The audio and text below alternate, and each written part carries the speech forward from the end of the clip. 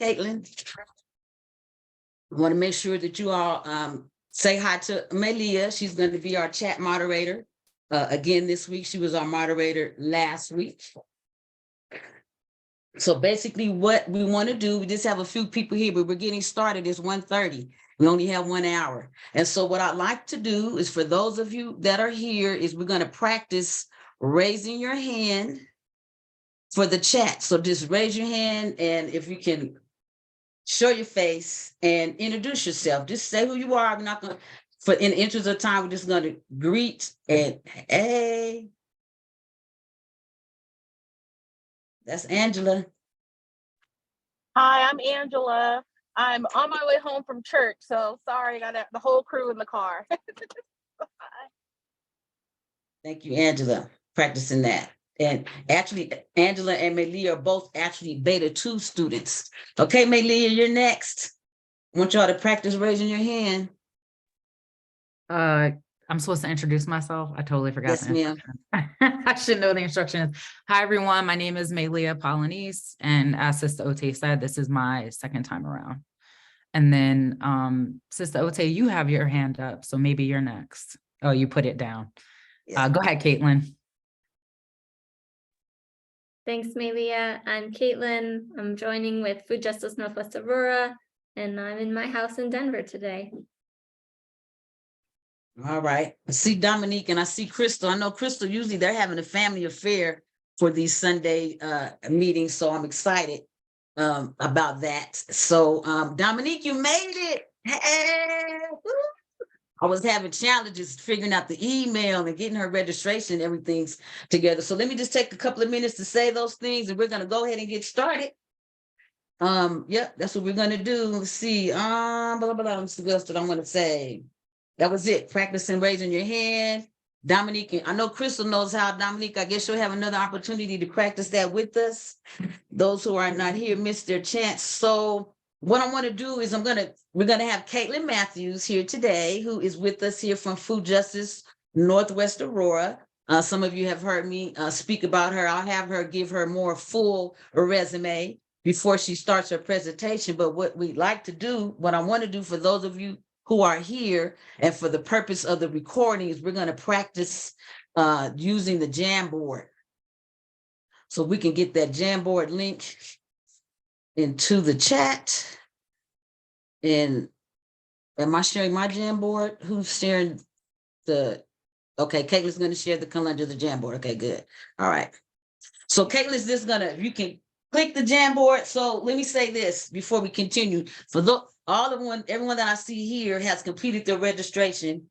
So you know that there was a part where I asked your familiarity with different, I'll say, social media applications or platforms, not social media. This is actually document application, the Jamboard, and most people did not have experience with the Jamboard. So we're going to take a moment. Caitlin is going to walk us through the exercise on the actual Jamboard that you all will be doing your assignment on. Because if you check your syllabus, there is an assignment due on the Jamboard. And Caitlin, after you take us through that and see if they have any questions, then we will be able to go forward with your presentation. So let me try to get to my Jamboard. Get to the chat, click the link, and I'm here. All right. All right. Let's see. Can everyone see the screen that I'm sharing where we have the words practice Jamboard? Can I get a thumbs up, Sistote? Okay. So this is Jamboard. It's a product of Google and it's free to all of us. And it's really helpful for group work in virtual settings, whether you're all there together or whether you're working independently. And I know that Sister Ote has created an assignment for you all that you'll use Jamboard. And then today, during the time that I get to share with you all, we're also going to do some interactive pieces with Jamboard. So Jamboard is essentially a virtual sticky note board. And I just wanted to share quickly how to create a sticky note and add to Jamboard. So when you're in Jamboard, there are slides, and essentially you can navigate the slides, which you see at the top of the center. There's many slides in this Jamboard. Well, we're going to be on slide 1, which is where you'll enter. And in order to add a sticky note, you'll use this menu of options on the left side. And this icon right here, if you hover over it, it says sticky note. So we're going to each practice creating a sticky note, which you click. You'll get to pick your color of sticky note, and I'm going to pick green because Sister Ote is asking us what our favorite leafy green vegetable is. And I'm going to create a sticky note with my name and my favorite leafy green vegetable, which are collard greens from my garden. And when I click save, and then I click cancel to close that window, I will see my own sticky note with what I typed. I can move it around. I can make it bigger or smaller. And let's say this were an activity where I needed to do more than one thing. I could also continue to make new sticky notes. So if you're on your phone, you might not be able to practice this right now, but if you are on a computer joining, could you please go into the link in the chat? It'll take you to this Jamboard, and please practice by making a sticky note with your name and your favorite leafy green vegetable, and then moving it to make sure it's not overlapping anybody else. And if you made your sticky note and you only typed your name and you forgot to type your leafy green vegetable, you can click on your sticky note again. It'll open it up and you can edit it.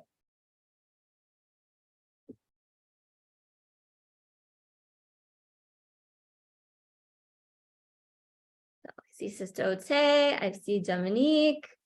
Dominique, if you double click on yours, you can enter it again and you can add your favorite leafy green. Angela, I think you're on the phone, so it's going to be hard for you to do this.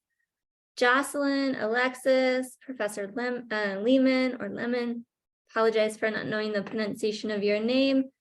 Everyone can click on the Jamboard, head in there. I'm seeing lots of new sticky notes come in. This is great. Thanks, everyone.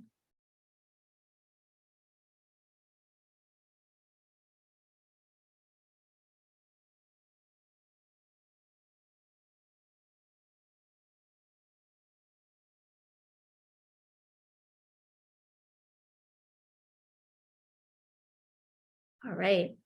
If you have any questions about using Jamboard, you can add them to the chat, or you can raise your hand and unmute yourself to ask them, and we will clarify. Ooh, Jocelyn, dandelion greens. Nice. I want to learn how you like to prepare dandelion greens.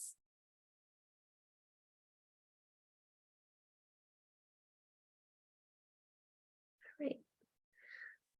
Sister Ote, did you want me to preview any other slides within this presentation for people to be able to see what their assignments are? Yep, I'll say that since we're here, we can just, just go through the pages so they'll see, at least look at it, and then of course do it at their own leisure and comfort level at another moment. Okay. And so Sister Ote is referring to these slides in the Jamboard, which are part of your independent assignment. And so in order to navigate the whole Jamboard, you use these right and left arrows at the top of the screen. There's also this fancy little button where you can drop down and you can see all the slides at once and go exactly to the slide you want to, which I'm going to go back to our practice slide. And here we are. We've got all of these: Swiss chard, kale, cabbage, spinach, collard greens, dandelion greens, a variety of leafy greens. All right. So are we all good, Sister Ote? I'm perfect.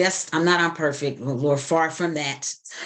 That's exactly what I wanted you to do. Thank you so much, Caitlin. That was really all I have for them today, was just to introduce them to the Jamboard, let them practice raising their hand. For those who were, on time, they were able to practice that. And so now, everyone, this is Caitlin Matthews, one of my more recent mentors.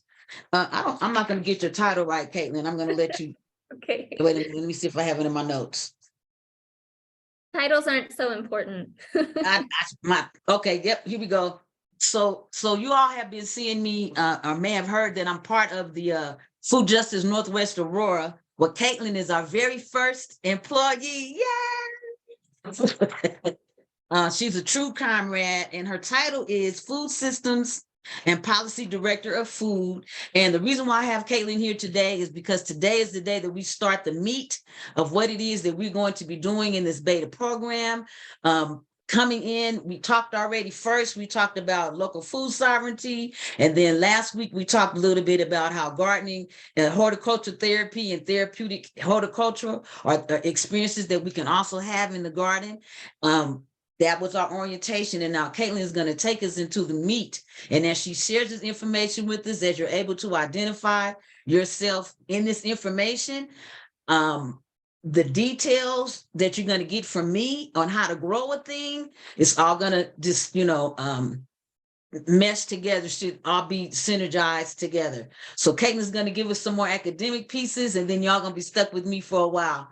Okay, I'm done. Thank you so much, Caitlin, for being here. You can tell us anything else. Please tell them a little bit more about your background. She might be shy, so please do that. So they can, she has about 3-4 master's degrees, like that. Well, thank you for that lovely introduction, Sister Ote. It's lovely to see all of your names on the screen. If you feel comfortable sharing with your video on, I do love to see how people are receiving and responding to this information. Thanks, Jocelyn. It's nice to see you. And hi, Shelly. Oh, it's so great to see these faces on the screen. Lovely. So Sister Ote gave me a lovely introduction, which I think is better than any other introduction I could do myself. But yes, I am part of Food Justice Northwest Aurora. I will share a bit more about that before getting into, as she says, the meats or maybe the plant-based proteins, whichever are your preference. And I have a background in a variety of things. I have been a garden educator. I have been a middle school teacher. I have been a gardener. I have, as she referred to, I have just 3 master's degrees in a variety of things, everywhere from urban and environmental policy and planning to education, to agriculture, food, and the environment. And so I'm really passionate about this topic. Sister Ote invited me to come and speak on what is a complete food system. And I'm going to get into that a little bit more. So I'd like to first introduce Food Justice Northwest Aurora. We are a grassroots community-based organization based in Northwest Aurora, Colorado. We were founded last year by a dedicated steering committee, and there's some steering committee members on this call, including Sister Ote and Crystal Murillo. And we've also been guided by a broader cross-section of the community, which has included resident leaders and local organizations and small businesses. And our mission is to build a multicultural, intergenerational, and intersectional movement for food justice and food sovereignty to transform our local food system in Northwest Aurora. And we strive to create a just, sustainable, and complete food environment by mobilizing people, organizations, and businesses, building community wealth, facilitating and nurturing strategic partnerships, and advocating for policy and systems changes. And before just going right past this slide, I wanted to bring our attention to a few really important words that we intentionally included in our mission statement. The first is multicultural. So in including this word, we are honoring and valuing the diversity of Northwest Aurora. And we are working to build a movement that celebrates and elevates the many, many talents, skills, and knowledge bases of our community. We included the word intergenerational, recognizing the need for everyone from youth to elders to lead in this movement. And we included the word intersectional. So we recognize that our local food system is inextricably connected to larger political, social, economic, and natural systems And these include systems like housing and transportation, healthcare, and education. But they also include systems like racism and sexism and xenophobia and ageism and ableism and climate change and others. So like systems and dynamics that the food system is connected to and part of and influenced by. So even though we focus on food, it's about living fulfilling, healthy human lives as part of our environments. And then the next, I wanted to draw our attention to the words just, sustainable, and complete food environment, because these three adjectives, just, sustainable, and complete, are three reinforcing concepts that we're going to engage in and talk about today as we talk about the food system. So before I get much further, we should probably kind of go over the basics. And so we're going to look at the food system in several different ways or layers. First, we're going to look at the food system as through a lens that's pretty common in institutions. So institutions are like public health or government or universities, for example. Then we're going to look at the food system through a lens of food sovereignty. We're going to add that lens on top of the previous lens. And then finally, we're going to layer on top the idea of the complete local food environment. And then with those three things, we're going to start constructing a vision for the specific communities that we live in. So as base knowledge, let's see. See, there's chats, but someone will help Kevin. So as base knowledge, there are sort of 6 major components in the food system. And we very intentionally have them here represented as a cycle rather than a chain. So recognizing the cyclical rather than linear nature of nature itself, we also want our practices in the food system to be cyclical. So we have agricultural production, and this could occur in our backyards, in our community gardens, on large farms, on small farms, in orchards. It could include fisheries. It could include livestock, all sorts in production. We have processing. So we have a lot of ingredients that come to us as ingredients, but then we also have a lot of foods that come to us processed, either lightly or heavily. We have the component of distribution, how food gets from place to place, including international trade, as well as including just getting it from the grocery store to our house. We have the component of access, which does not exclusively include selling food and buying food. It does include retail, but it also includes things like food assistance programs. It also includes things like school nutrition. We have the component of consumption, which certainly in a simple form is the act of eating, but it's also all sorts of choices that individuals and communities make about how and when and why and what they eat, because it includes the cultural and the economic aspects that influence those decisions. And then lastly, before we make it right back around to production, we also have resource recovery or resource recycling. So in order for this system to be cyclical, we have to make sure that what we're sort of taking out, we're looking to put back in. So those are the 6 major components of the food system. And it's looking at these components that tends to be the way that institutions look at food systems. So institutions like governments or companies, including local governments, as well as federal governments and international agreements, they look at these 6 components and they make some rules via policies that regulate food systems. And so when we look at this lens that's common in institutions, as I said, our attention is mainly directed towards places like farms or community gardens or grocery stores or restaurants or landfills or composting programs, and where those places are located.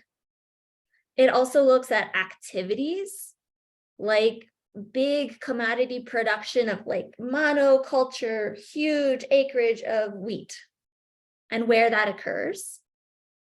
And it also looks at products. So anything from whole ingredients like mangoes or rice or spices, but also products like highly processed things like high fructose corn syrup or frozen pizza.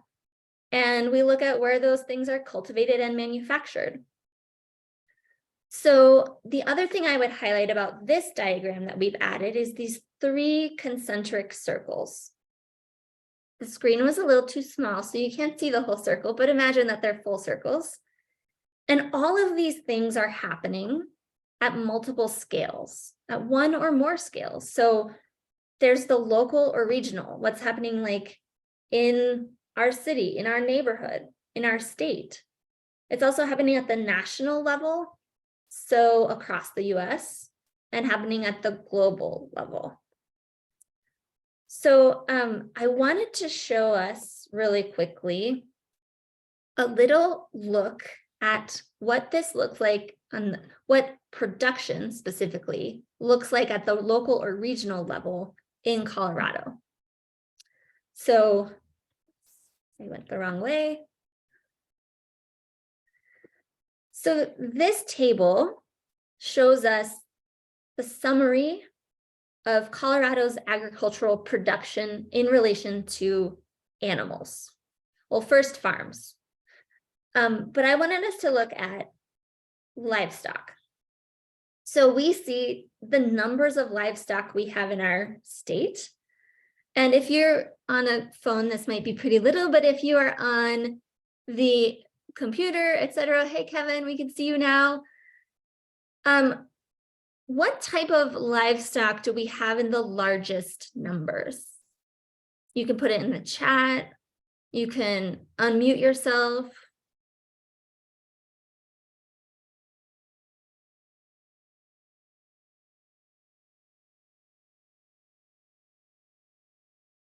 Okay, I see cattle, I see calves.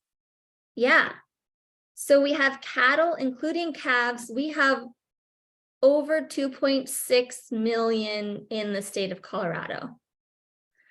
If we're looking at some other, we could look at for milk, we don't have that many. We have 200,000 dairy cows, and cows that are being raised for beef, we've got over 600,000. I see cattle, goats, sheep, and hogs. Are there any major types of livestock that we don't have in large numbers in Colorado?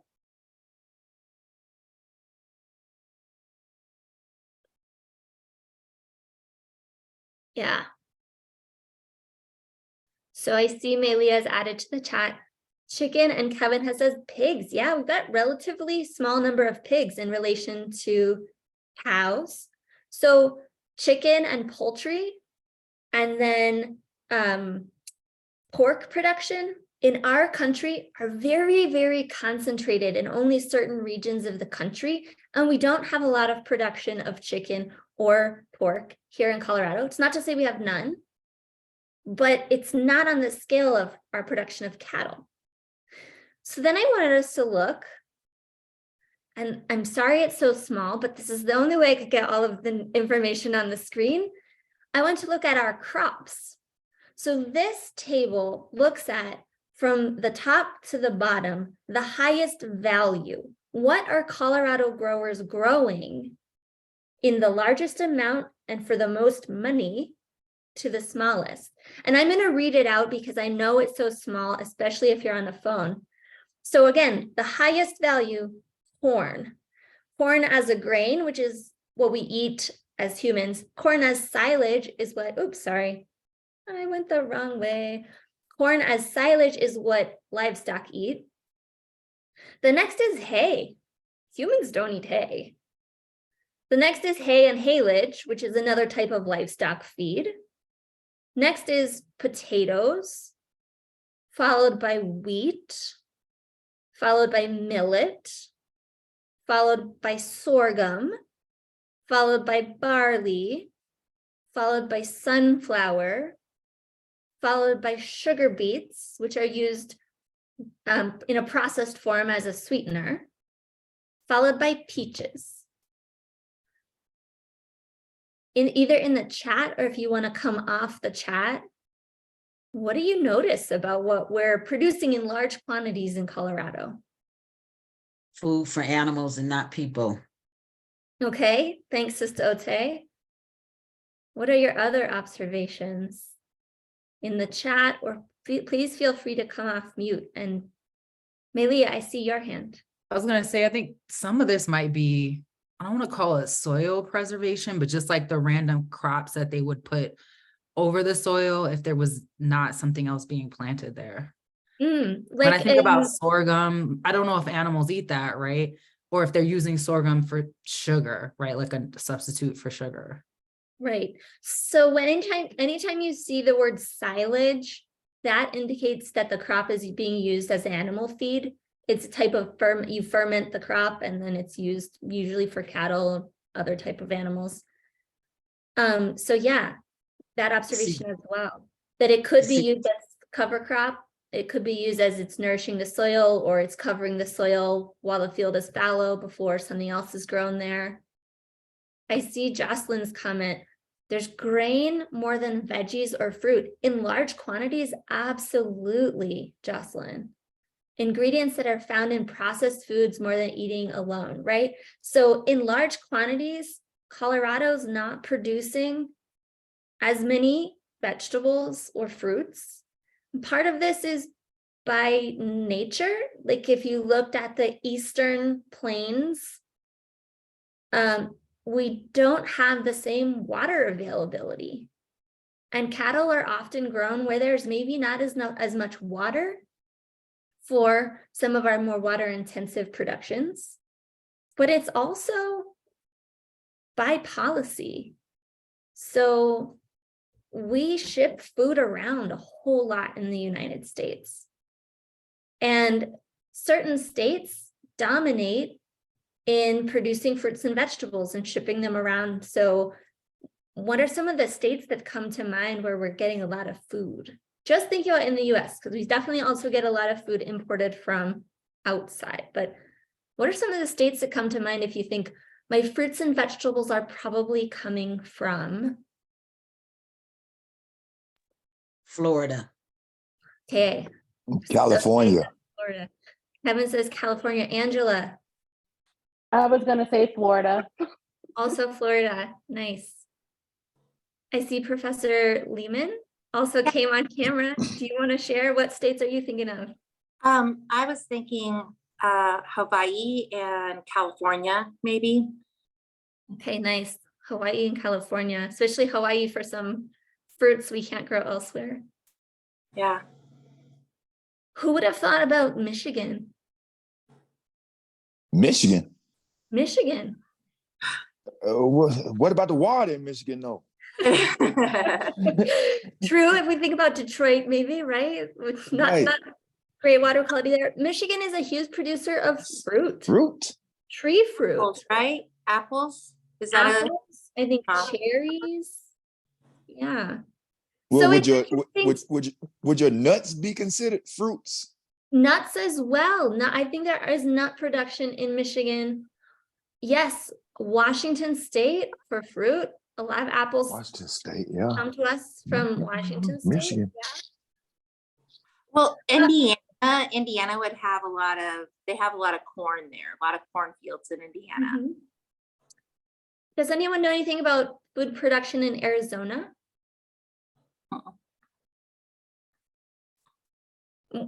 What do you think? What comes to mind if I were to tell you there's a lot of food production in Arizona? It seems like it'd probably be very water intensive and it'd have to be very manufactured. It is very water intensive, yes. Melia, did you want to comment on Arizona? I see your hand up. I was gonna say maybe it's something that could survive like in a drought or dry climate. I don't know if like agave is big, but I feel like that's a cactus and could probably survive in that climate. but I mean, I don't know what they grow. Yeah, so I think you're bringing your comment and the professor's comment brings two things together is what naturally might survive there is maybe not a big contributor to our calorie intake, like agave. It's not like a hugely common in our diets. But when we have the ability to move water, large amounts of water, to climates that are warm and sunny most of the year round, we have made, as a US, choices to grow food in places that maybe it wouldn't have grown, but because we've moved water around. So I bring this up just as an illustration, again, that when we're talking about the food system, we're talking about some places like farms, some activities like growing food or processing food or distributing food, and products. There's a number of products that have come up that are happening at the local, regional, national, and global level. So we're actually going to use a Jamboard for those of us who can access a Jamboard. We're getting a new Jamboard link. And we are going to be thinking about these 6 components, again, production, processing, distribution, access, consumption, resource recycling, on the local or regional, national, and global level. And we're going to add sticky notes. If you can add sticky notes, if you're on the phone and you want to drop in a chat with a sticky note, we can add it there for you. It's all right if you move that around. I can move it back. There it is. So we're going to add sticky notes like peaches from Colorado's Western Slope. That's a production activity that I know is local. I also know that grain from the middle of the country is transported to port cities like Portland, Oregon, by train for it to be exported out of the country. So I want you to just think about these 6 components and add sticky notes if you can add sticky notes. If you're on the phone and you want to use the chat to tell us what sticky note you want to add, I can help add those sticky notes. And just think about the food system in this way. What places, activities, or products are happening at these 3 scales? Nice. Yes, and you can make your sticky notes littler too, so we can fit lots of them in there. And we're going to have about 5 minutes to do this.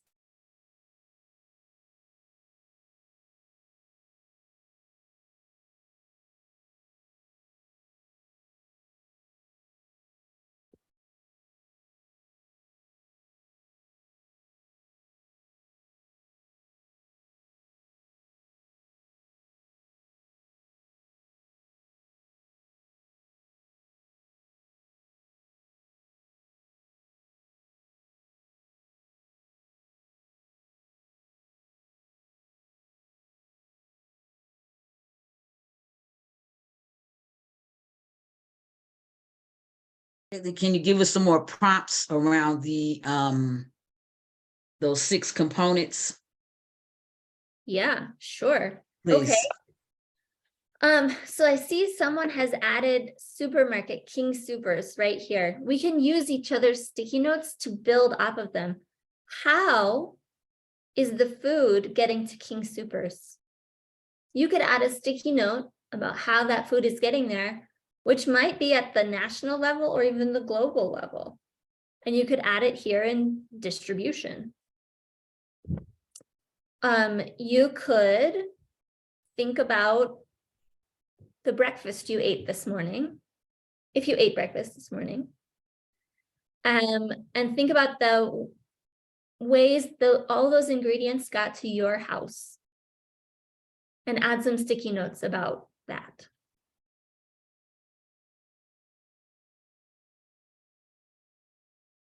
And again, if you're not able to add sticky notes because you're on your phone, you could chat them in the chat feature and I can add them, or you can come off mute and tell me and I can add them. We want as many sticky notes as we can, and we want everyone to have the opportunity to think about this prompt.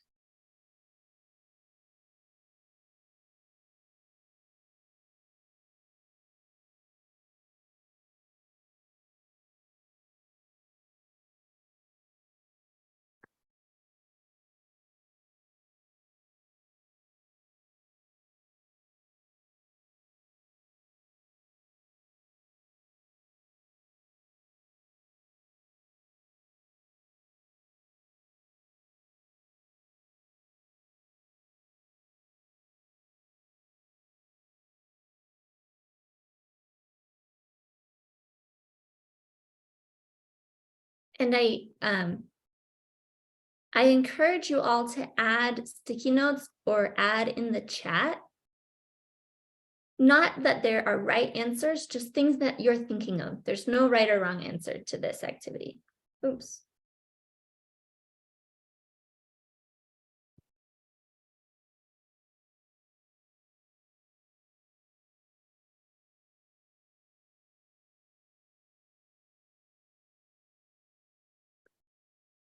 And thanks, Angela, for adding to the chat.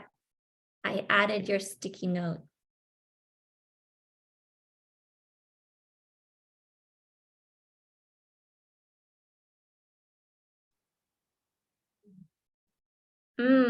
Thanks to whoever added fish farms. Remember that not all our food comes from the land. Some of it comes from water.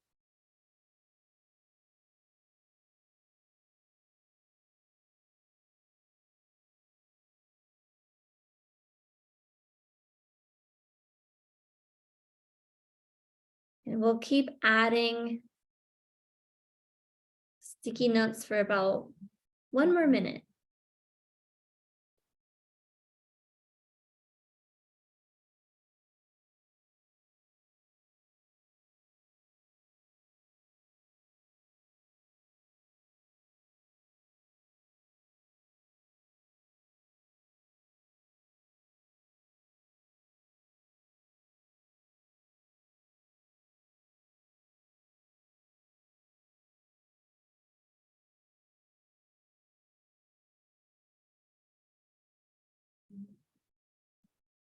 Thanks, Kevin, for your sticky note in the chat. We've got it on the screen now too.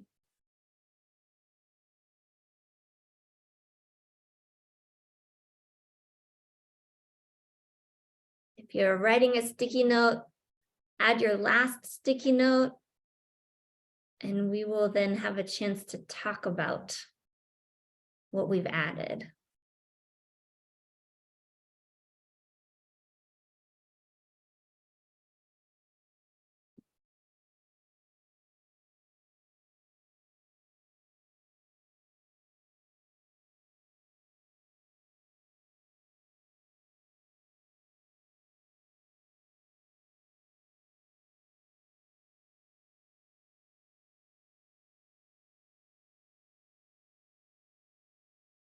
Okay, I'm going to gather all of our attention back for a little discussion. If you aren't on the computer, then I imagine some of these sticky notes are quite small for you to see. So I'm hoping that some of the others who are on their computers or have a larger screen that they can see all these sticky notes, can you make some observations? What do you observe about the food system through this lens? Looking at these 6 components and then looking at the local, the national, and the global scales. Please feel free to type it in the chat or come off mute.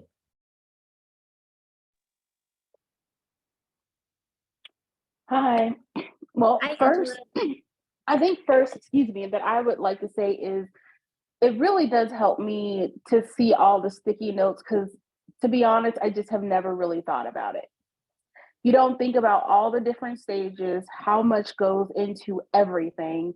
And this was kind of out of my element to even think about. So I thank you for that. And I think it's something I'll think about more in depth when I get off. but you feel like you know, but you don't. I look at my day-to-day, it's when I need something, I go to the grocery store. You don't think of all the different stages it took to get there. And I just don't know if I'm the only person that feels that way. Thanks, Angela.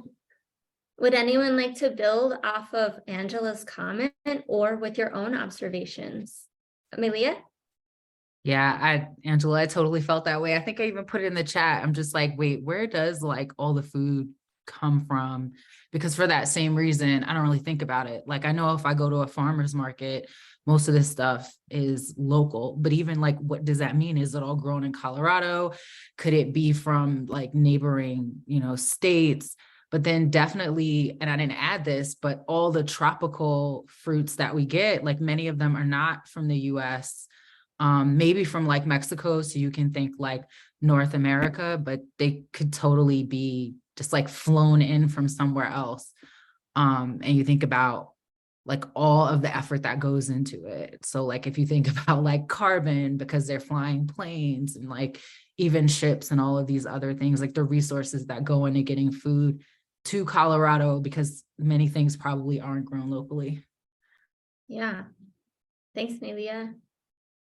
Would anyone else like to make an observation or a comment? We have some comments in the chat, Miss Caitlin. I would add to the sentiment of being not where to start on the graphic. I didn't have a good answer of where things came from either. So I feel your pain on that one, and hopefully something we can learn on this class a little bit more. Thanks, Crystal. Yes.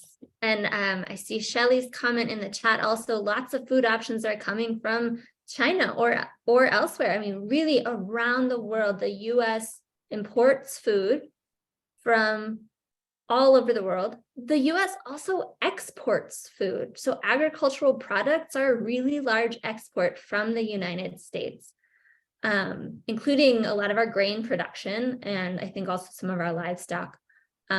That's something that I didn't dig into with real numbers because the food system is huge, it's complex, and it touches so many things. I hope that's also one of our takeaways from this board in particular.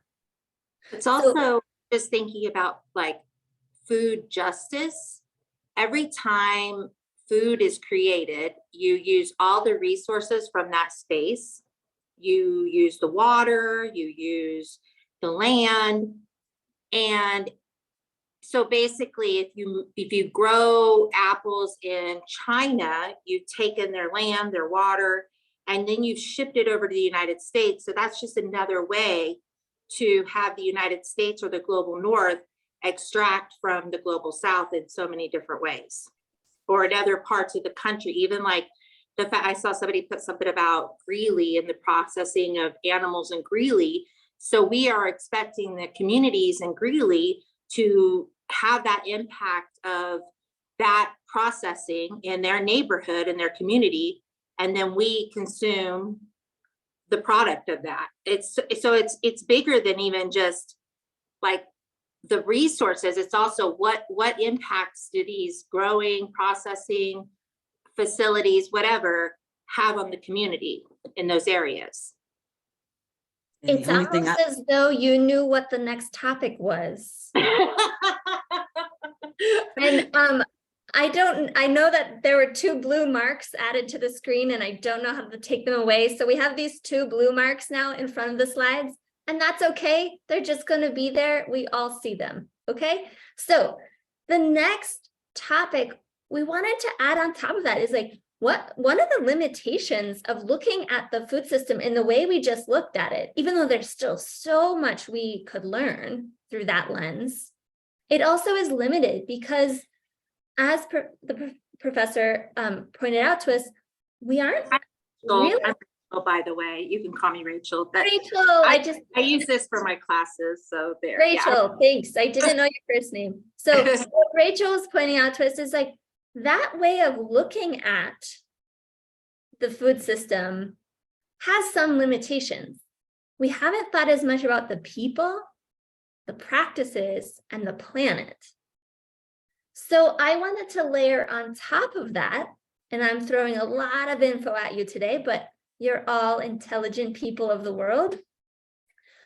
I wanted to share another concept that helps us then to integrate a little bit more about the social and environmental impacts of our food system. And that is called food sovereignty. And I'm very gratefully borrowing a definition from the Forum on Food Sovereignty and the International Peasants Movement. And it says that food sovereignty is the right of peoples to healthy and culturally appropriate food produced through ecologically sound and sustainable methods, and their right to define their own food and agriculture systems. So let's pick some keywords out of that. The right of peoples. So food is a right, and it is our right to have healthy and culturally appropriate food, and that food should be produced in ways that are ecologically considerate and sustainable, and that we as communities, part of our right is to make decisions about our food and agriculture. And there are 6 pillars of food sovereignty that come from that same Forum on Food Sovereignty, which convened in 2007 with peasants from all over the world in Mali. And I use the word peasants, that's how the movement identifies themselves, but considering people who work the land, right? And the 6 pillars are that food sovereignty focuses on food for people. So Sister Ote noticed that in Colorado, a lot of our products that we grow in large volumes are food for animals, right? But it's also to say that food for people means that food is a right for all people. And it is sacred and important beyond just being a commodity for trade and for the enrichment of those in power. The second of the pillars is that food sovereignty values food producers. So it values and supports the contributions and respects the rights of all people who cultivate, grow, harvest, and process food. And we reject, through food sovereignty, we would reject policies, actions, or programs that would undervalue producers or would threaten their livelihoods. The third is that it localizes food systems, which this means it's like we take the big, long supply chain and we make it shorter. We bring food producers and consumers together for a common cause, and we make them the center of who makes decisions, so that the consumers and the producers are not just a subject to the desires and agreements that corporations and governments make, and then the practices that they put in place, which are oftentimes unsustainable and inequitable. It makes decisions locally so that the local people have the control over and access to the territory, land, grazing rights, water rights, seed, livestock, and fish populations for local producers. And that those local populations can use those resources in socially and environmentally sustainable ways that preserve diversity. The fifth is that food sovereignty builds on skills and local knowledge, so that the people who conserve, develop, and manage food production and harvest can document and share their wisdom for future generations. And then the sixth pillar of food sovereignty is that food sovereignty works with nature.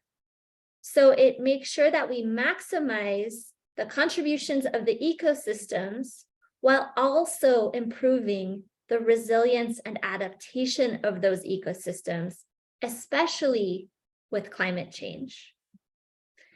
And that the practices that we use them to help heal the planet, to heal from us, because we know as a human species, we have implemented a lot of practices that have harmed the earth.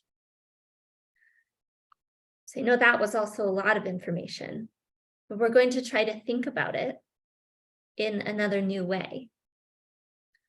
So as I said, looking at the food system, again, all these 6 parts that we already talked about: production, processing, distribution, access, consumption, and resource recycling.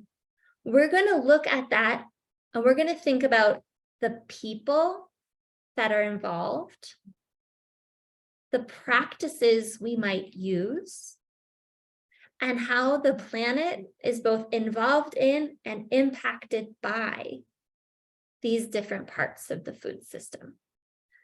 So if we go back to our Jamboard that we have here, and we go to the top and we go to the second slide, and I really wish I knew why I had these blue lines on my screen, but they're just there. It's okay. We're going to add sticky notes now, thinking about people, practices, and planet. So a practice could be like organic agriculture or regenerative agriculture, or it could be a practice like making supply chains shorter so we don't use as much gas, like Melia was talking about, so we don't use as much gas getting from one place to another.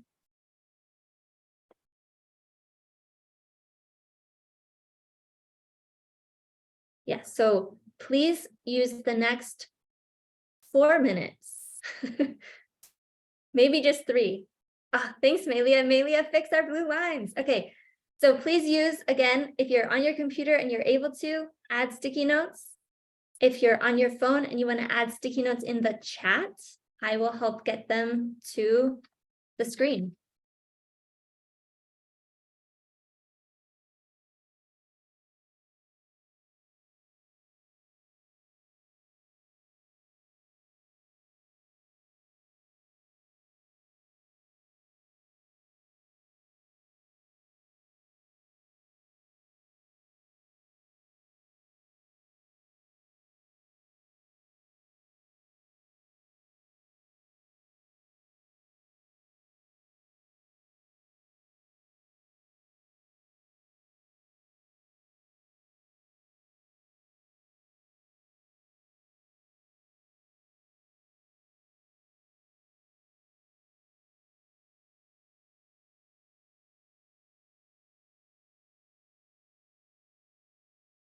And if this one feels more abstract, in certain ways it is, but maybe an extra prompt to help you, if you're thinking about people, think about who do you think is essential in a sustainable and just food system?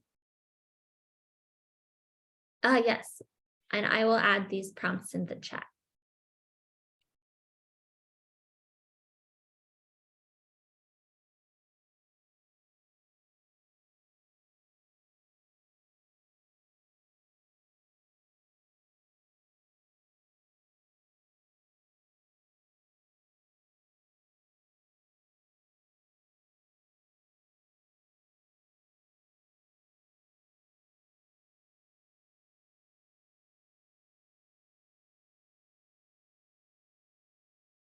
The prompt for practices might be, what ways can we care for the people and planet better in the food system?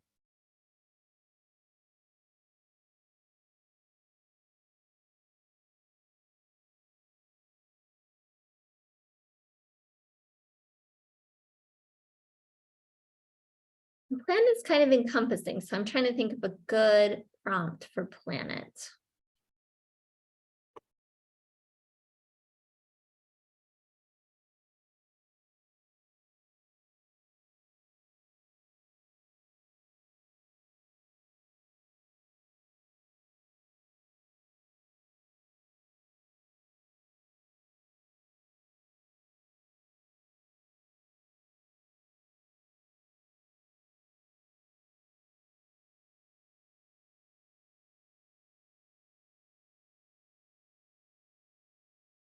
And so I'm adding the prompt for planet.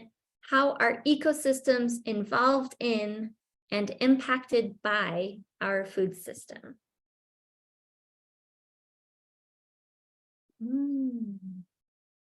There's some really great additions here. I think people are starting to, your wheels are turning in your head, I can tell.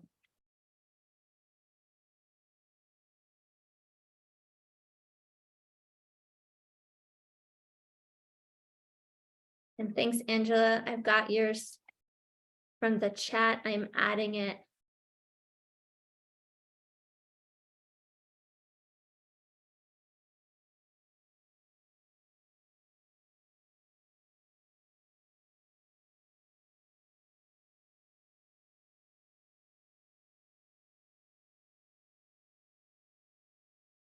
And I know we are running up on time, so I'm going to add, if you're still adding, please add.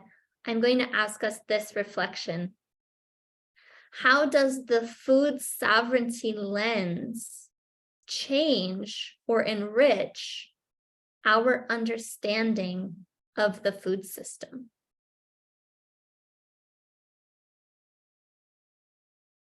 I haven't read your mind. You already posted something. Oh, Kevin, I see. Okay, I'm going to read it out loud unless Kevin would like to read it for himself. He says, the more I think of things, the deeper things go. We need farmers that can make a living farming. We need more land for clean agriculture. And we need better and improved resources for harvesting these materials. Wonderful. Would anyone else like to reflect on this activity? Crystal says it humanizes the people and often extractive nature of a food system. Ooh.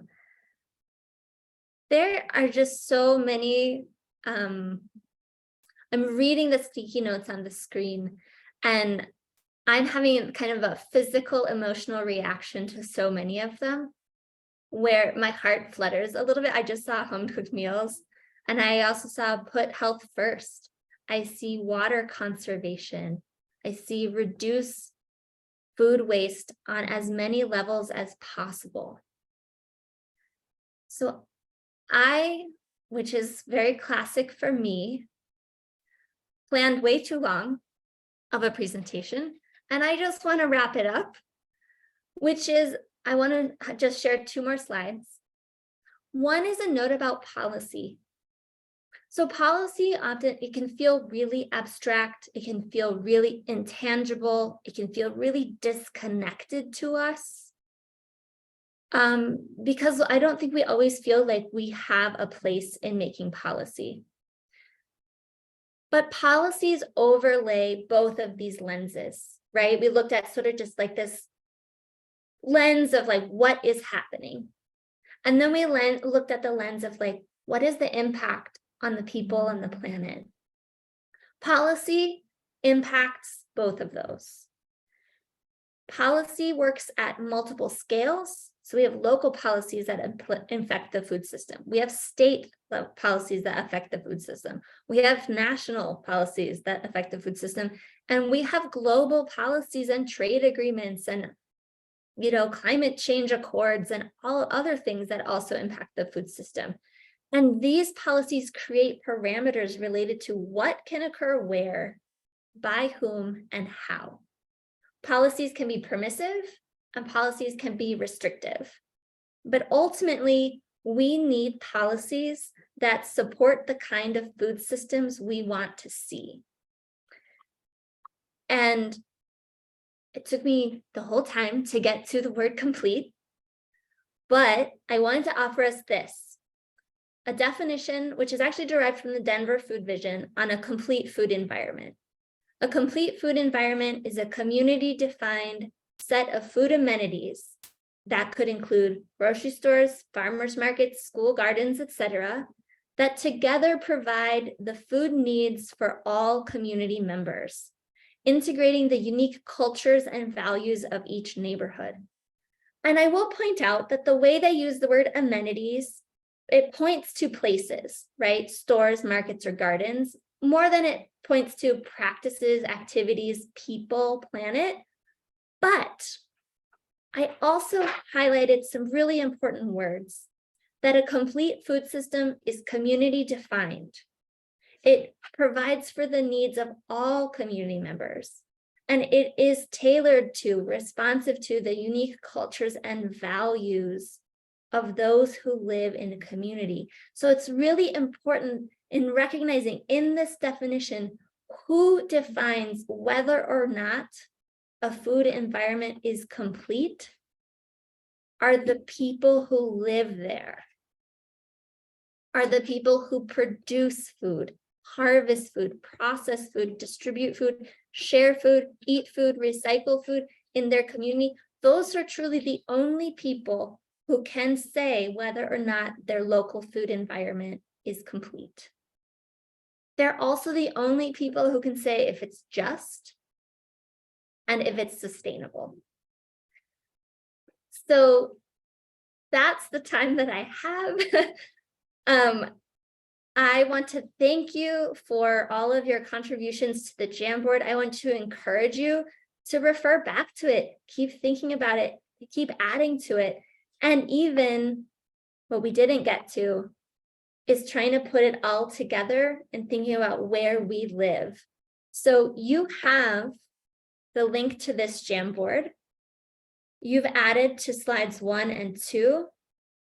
Slide 3 asks you to think about where you live and what it is you want to see in your local food system. So it's not an assignment, it's an invitation. If you want to continue to add to this slide, the Jamboard, you can. 2 things that I added just as examples are fair wages and overtime pay for food producers. I would like to see that in my local food system. And I was also just thinking about that phrase, culture and values. For example, in Northwest Aurora, I don't think we have a complete food system unless my neighbors who are Muslim have a halal market. I put that as an example. I tend try not to speak for others, but I wanted a very specific cultural example. So I thank you for your time. I apologize for running slightly over. Thank you, everyone. Caitlin, I appreciate you. Anyone that has to go, please feel free to be released, but I would like to take a moment for Caitlin to receive questions. If anyone has a question, any questions I don't have anything else for you today. You see, this is kind of heady information. So, like I said, clap your hands, stump your feet, drink your water. So your information can, your body can, your mind can receive the information. This is an academic endeavor as much as it is us being in the soil and learning really basic agricultural information. Okay, I'm not going to say anything else. Anyone have any questions for Caitlin, please raise your hand or unmute. We'll take some questions from Caitlin. Like I said, if you have to go, feel free to be released. I did catch the attendance and I see Melia's. And I'm trying to figure out, okay, yeah, I was like, I wrote this question earlier when we were talking about food sovereignty, but now we've gone to a complete food system. So either way, I figure they're under like a very similar lens. So can you say more about the role of gardeners, since we're a group of people who are doing like small type of gardening, and either a community garden on our like patios or in our backyards? Can you say more about our role in this movement? Sure. I mean, I can say more, but also, what do you think? What is the role of a gardener in a complete food system, or in a food system that we're trying to create a more just and sustainable food system? So I'm not going to talk. This is Yeah, I tried to ask a good question. Okay, so it is an excellent question. Yes, it's a good question. I have a response, but I want somebody else to think about it. And I could do because the question is how, as gardeners, she asked specifically as gardeners, how can we participate and are contributing to our creating a complete food system.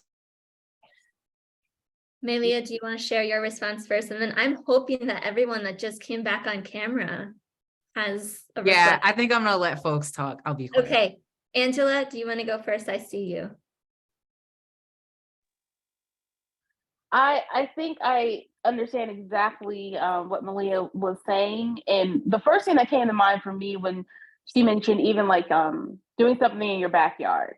Now, this is my second year with the beta group. However, starting from the very beginning to where I am now, my mind is still blown on how much when we talk about access to food, production of food, availability to everyone, that we barely scrape the surface of what is actually available to everyone in different neighborhoods for fresh produce and fruit and things like that.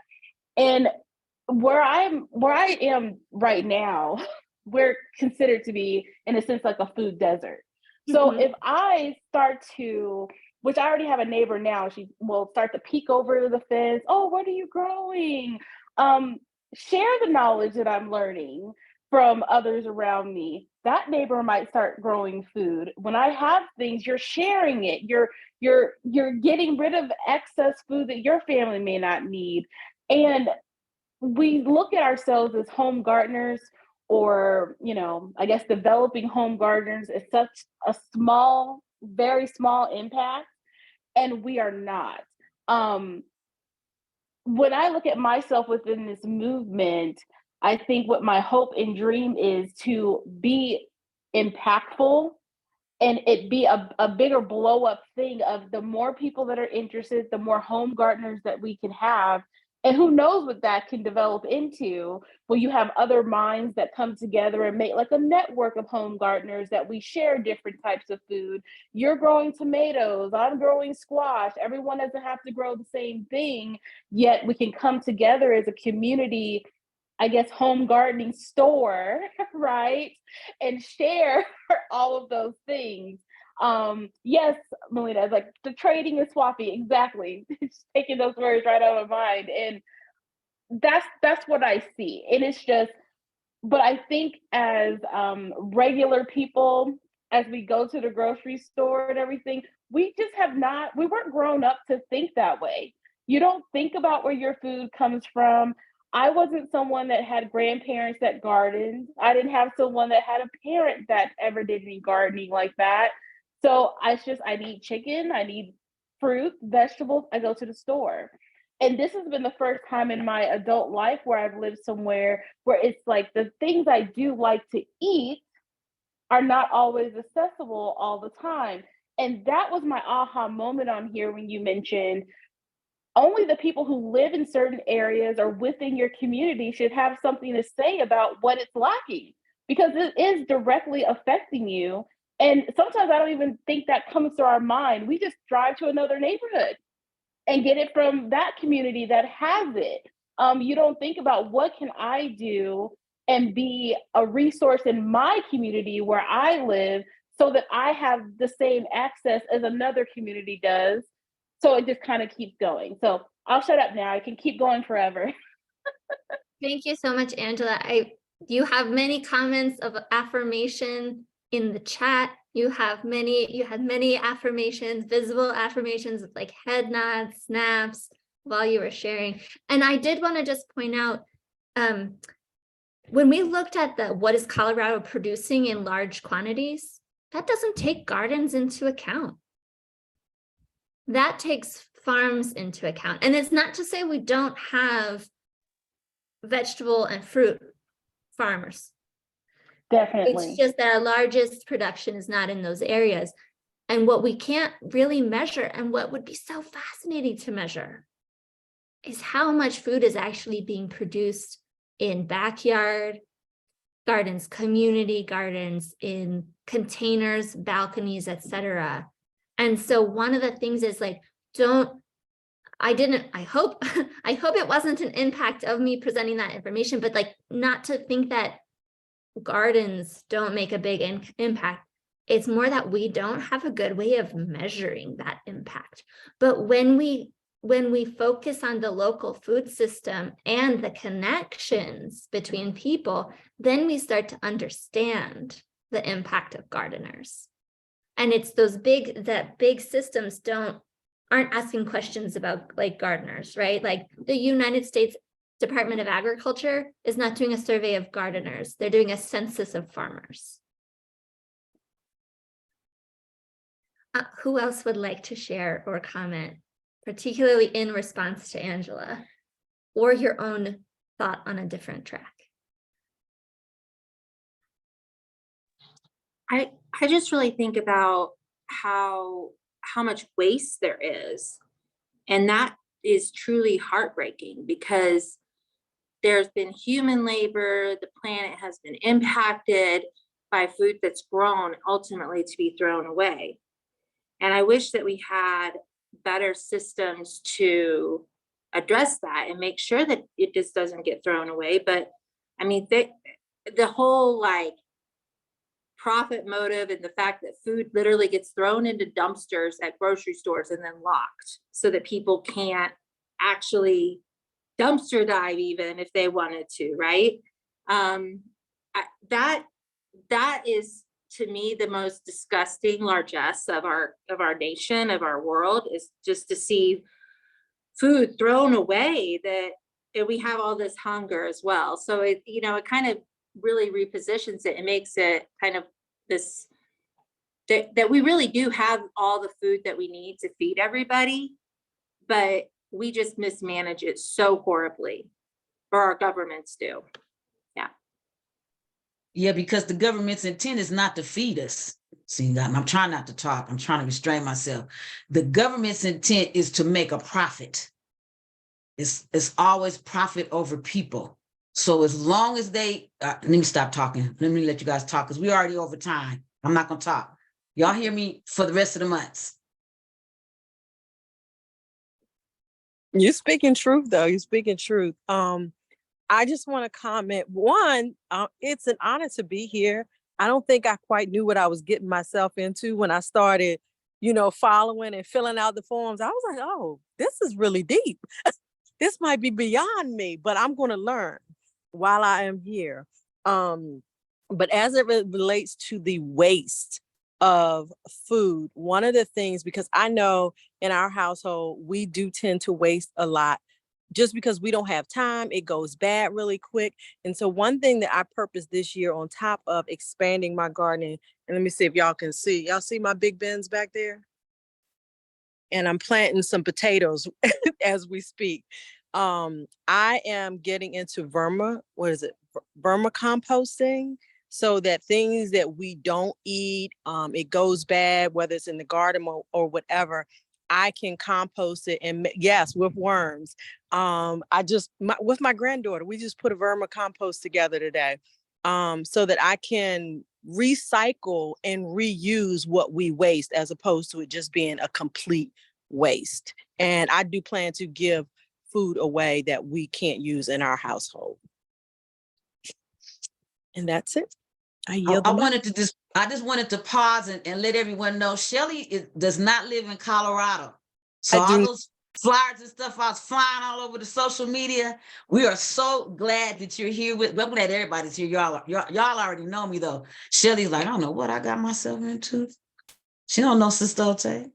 I don't. I was like, oh, this is really, really, really deep. But again, I'm honored to be here, and I'm in Maryland for those who don't know. And I'm just excited to learn. I did grow up. I heard someone else say that they didn't grow up with farming. My mother did farm when I was growing up. She used to do the community plot so that we could grow things for the house whole. And then, of course, as we got older, she didn't farm as much because it just wasn't convenient. But my husband and I have been doing, our own backyard gardening for years. But this year I decided to take it up like several notches. He said, I'm the major now and he's the captain. We're very happy to have you. Thank you for sharing, Shelly. Anyone else? Anyone else? Caitlin, did you have any closing remarks that you wanted to make? I mean, I think one thing, and I can't remember if it came to me when Shelley was talking or when Angela was talking, but I think it was the idea that we are somehow, or rather that sometimes learning about the big picture can make us feel like we're small enough that we can't influence it. But I think when we shift our perspective to focus on the local and understanding that our local food system is and needs to be connected to the national and the global scale, because I love mangoes and I'm not going to get mangoes if I only have, whatever from Colorado. But that it's sort of like saying, if I focus here and even we make choices here about like what we bring into the community, right? Because it matters like what kind of store, what kind of large grocery store we have here and what their practices are when they're buying food on that big international chain. So I think it's just to say, we're never going to know everything, no matter how much we study, but that shouldn't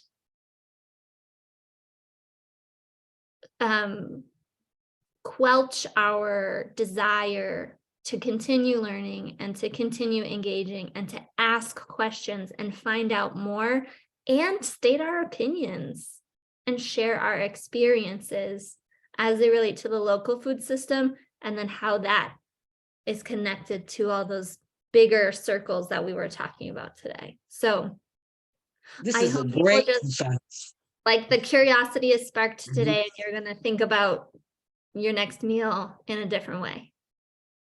I'm just going to make a few announcements, and then we're going to be done for today. Thank you so much, Caitlin. This was good plant-based protein. So these are the announcements. I'm saying this to you all, but this is also so that the recording can capture it, right? Be sure that you review your digital syllabus for the labs, because there have been some updates. For example, if you go to the syllabus notation from last week, I took the chat notes and all the links that were shared, the comments that people gave. I created a document so y'all can see that in one place. So you can just click on that little hyperlink, it'll activate for you. We will meet again, not again until May the 21st. So I'm not going to inundate you. It's going to be way less emails now. There are actually 18 people that are registered. So some of the ones that are not here, I knew they weren't coming. So we won't come again together until May the 21st. You will receive at least 2 15-minute winners. Those are videos. So I'm not like creating the videos because, I don't like have anything else to do, right? It's because of the amount of time that we spend on the Zoom. There's more information that you need. And so please take the time to watch the videos. I won't make them more than 15 minutes long. On the May 21st, I said we'll be seeing Diana Denwood. We're going to start talking about some specific growing things. She's going to talk about water conservation. And then we have the seed time link. You all received the link to let you support you with your seed. Oh, there we go. All right then, Sister May. She's sharing in the chat. She shared the link. I really want you all to register for our harvest celebration in September. If you are available and you want to attend, what we are doing is we're going to partner with the Mountview Park Community Garden. So we're going to come together in September, the beta group, FJNWA, if they are available, whoever's available, we're going to have a little party. We had a little activity last year. Those are my announcements. See, yep, so May got the seed time in there because it's time. So you've gotten a couple of assignments, right? You've already been asked to choose 3 different types of plants. And the very first orientation, you were told to think about your why. So go through your virtual journal or your hard copy journal, start responding to everything that you can, and you will receive more information from me when you get your next 15 minutes to win it. I don't have any more announcements. Did that sound like that's everything to you, Malia, May? I'm just calling it May. Don't make up a name. Yeah, I think that's everything that we have on the list. And folks, just feel free to copy what I pasted in the chat so you don't lose those links. But I also think Sister Ote has probably shared them with us multiple times. Yeah. Yeah, all the links that happen in the chats, on all the seminar chats, they're going to be put in a document that will be attached to your virtual syllabus. So now we're closing. The one thing that we're always going to do the same is we want to leave one word on how you feel about this experience today.